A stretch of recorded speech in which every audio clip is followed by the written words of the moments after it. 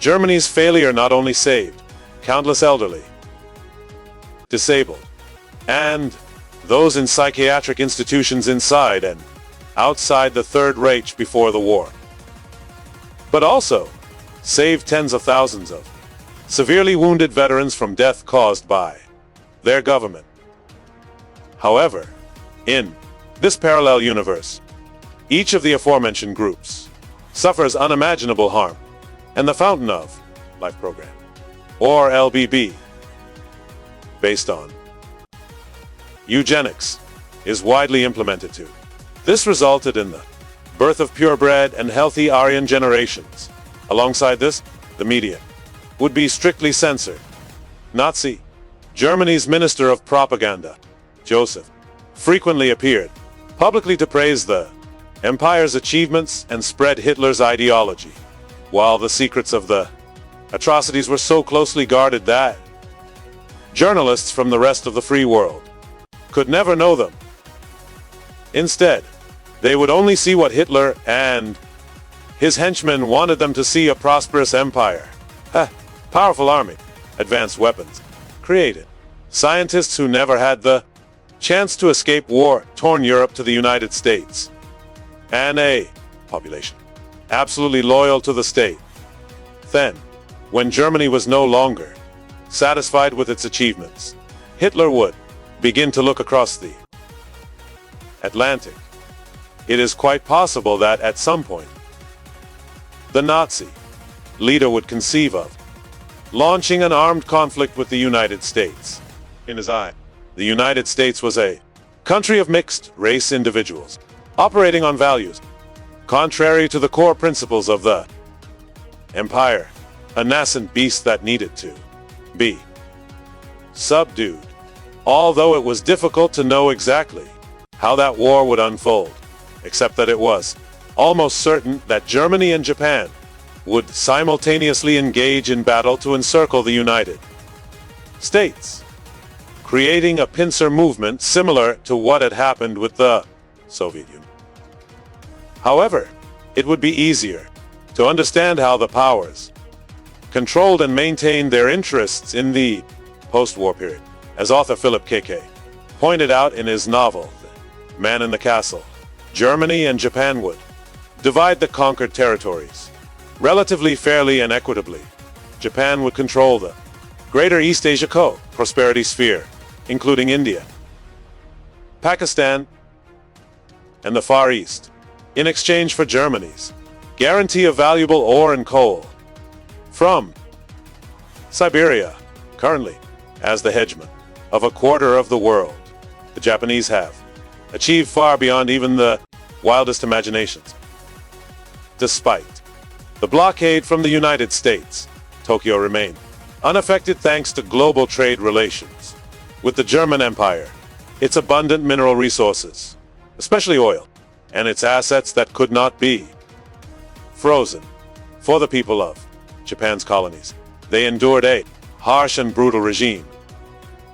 Millions were murdered, poisoned, starved, and sold into slavery, the majority of whom, approximately 5 to 10 million, were Chinese.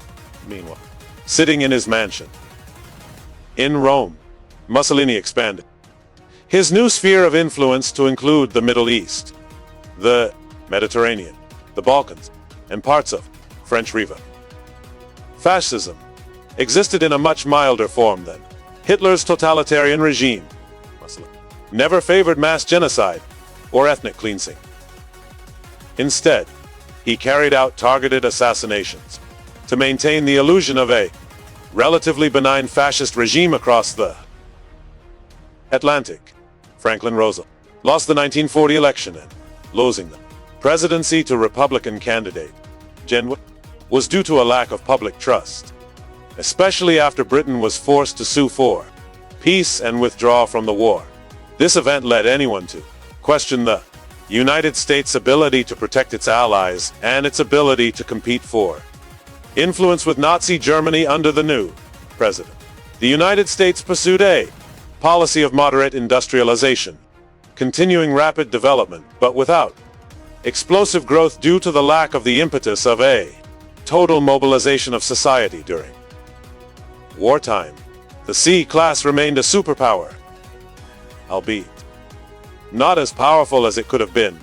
Between 1940, the United States would increase its armaments to guard against a potential German invasion. However, gradually, military defense would be tempered by isolationist policies to avoid provoking the enemy. Above all, the greatest difficulty for Washington after World War II was the constant threat from Berlin.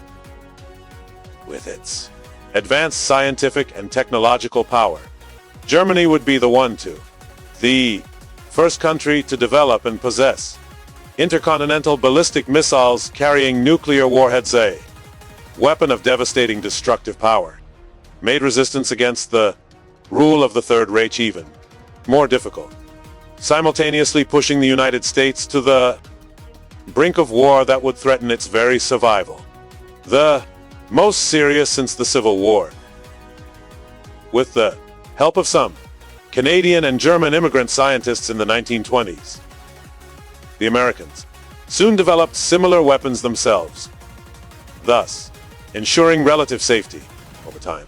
The United States formed an alliance of the Americas with Canada, Central and South America, expanding its economic and political influence in the Western Hemisphere, striving to become a counterweight to the rest of the world dominated by the Third Reich and Imperial Japan. Soon after, the seeds of destructive ideology emerged and took root in the societies of South American nations, which were often chaotic and politically unstable, like cancerous tumors. The malicious ideology began to spread throughout the United States, and when the Nazi sympathizers formed a new Nazi party to propagate Hitler's teachings, the White House would have to act to outlaw these individuals across the entire North American continent, despite the fact that they were legally protected by the First Amendment of the Federal Constitution. The Americas would quickly follow the example of the United States, thus igniting Cold War between the Third Reich and the West. Within a few decades, Europe would be under the absolute influence of Nazi Germany. The entire continent would be transformed, with Germany as the dominant nation, surrounded by puppet guards in England, Italy, Spain, France, and Scandinavia. Everything would be completely peaceful and entirely ruled by Germans. Therefore, European and Eurasian politics would depend on a racial hierarchy, where the percentage of Arab blood flowing in one's veins would play a crucial role in determining status and privileges. The purer the bloodline, the higher the status and privileges. This might sound strange to fans of the Harry Potter novels or films, because it truly resembles the ideology of the Dart, who elevates divine bloodlines to an extreme and above all else. And guess who Arthur Rowling built the main villain of the work on? That's right, it's Hitler. Speaking of the policies of the leader of the evil empire, we cannot ignore the religious repression. Hitler considered the Catholic Church as one of the biggest enemies, and believed the clergy needed to be eradicated. Hitler would issue orders to gradually destroy and abolish Catholic churches and all other religious organizations in the empire's territory. The Gestapo and SS would hunt down believers, persecute them, and then burn them at the stake. Against religious leaders and their congregations could take place openly and secretly. But no matter what, it was certainly full of violence to increase the repression, ultimately leading to the result that over many generations, the teachings of the leader had become deeply ingrained in the subconscious of the empire's people, and they would, knowing other faith besides Nazism, and having no other Bible than the Mancha. How will the story end? Is there any hope for the world in a scenario where Hitler never lost in the Second World War. Unlike any alternative history, the near future is almost unpredictable. Due to the tense relationship between the two countries, Europeans will have no opportunity for enlightenment, meaning they will have no opportunity to encounter viewpoints contrary to Hitler's Nazi ideology. Hitler's system of social symbols was so fervently followed by the citizens of the empire that even nearly half a century after the war, the crimes of the German army, such as the true extent and methods of Holocaust, remain a closely guarded secret. However, the stable economy and politics of the Third Reich will begin to waver with the advent of the global computer network and the explosion of the digital revolution. Over time, telecommunications networks will carry rumors of war crimes committed by Nazi Germany and Japan over the past 5 decades from the Americas. How long after that would the United States cooperate with the intelligence community to carry out covert interventions with Nazi Germany's satellite states, funding open revolutions? The fire would burn slowly and gradually, consuming the foundations of the German Empire. Over many years, the United States knew it could never fight Japan and Germany without allies. But when revolutionary propaganda, along with irrefutable evidence of the Axis crimes, began to ignite resistance movements, the two empires in the Eastern Hemisphere would begin to collapse. On the periphery, society would gradually become unstable, demanding strong repression from the state. However, this would be like adding fuel to the fire of violence and rebellion, until at some point the two countries could no longer maintain their independence, and by then it would be too late to invade the United States. From this point, the scenario would unfold as follows. In the national liberation movements in Russia, China, India, and Southeast Asia erupted strongly, driving the Japanese out of their territories. In 2001, Germany launched several terrorist attacks, including the 9/11 attacks, to undermine the United States. However, this would provoke a United States that by then had sufficient strength, and instead of waging a war against terrorism, a war against Nazism broke out. Germany was trapped in a situation of internal strife and external threats. Uprisings across Europe continuously erupt, making it impossible for them to stop the United States and its allies in the Americas, such as Canada, Brazil, Argentina, and Met, crossing the Atlantic to liberate the Kingdom of Britain, that is, France, and attacking Germany itself. After about 10 years of bloodshed, its ally and the Eastern Coalition led by Russia and China met on both sides of the Federal River.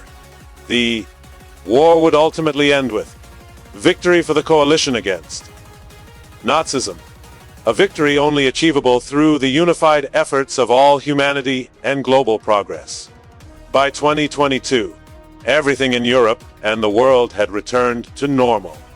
But the horrific memories of the period under the yoke of Nazi rule remained. The faces, like humanity's sacred war, remains deeply ingrained in people's minds. A new world order is established, opening up many opportunities as well as challenges and new conflict.